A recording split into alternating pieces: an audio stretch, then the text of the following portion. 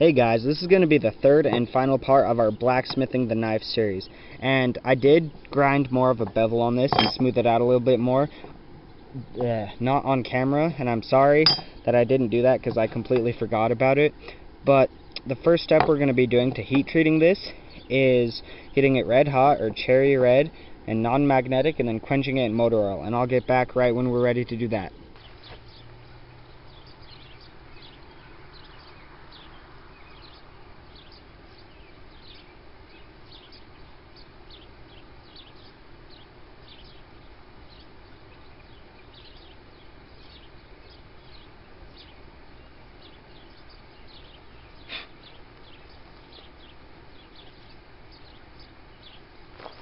Okay, so we've got this knife very, very hard, but it is too hard that in fact if we drop it, it will most likely break.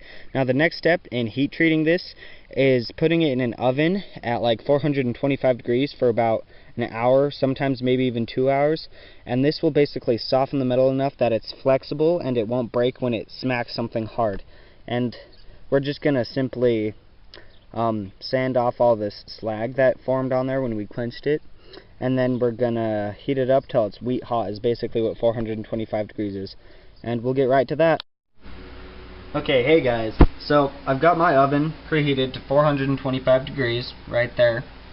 So what you're gonna want to do is just simply set this knife in the oven on whichever rack you want. I don't think it really matters. And then after an hour, you're gonna set a timer, and then you're just gonna turn the oven off and let it cool down with the knife inside. That'll help make it even softer, but it'll still be hard. And before you put the knife in the oven, you want to make sure that there is no oil on it, because it will smoke up your kitchen. It will smell horrible.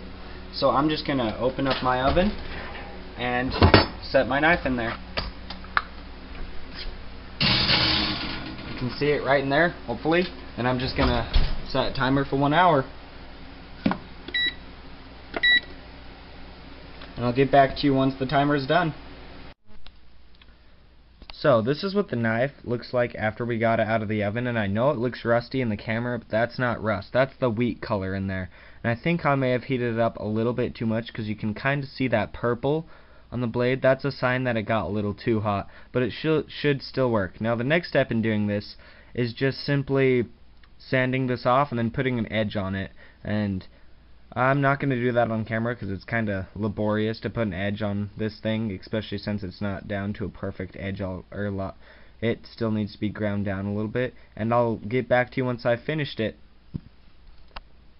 Okay, so this is our finished product right here.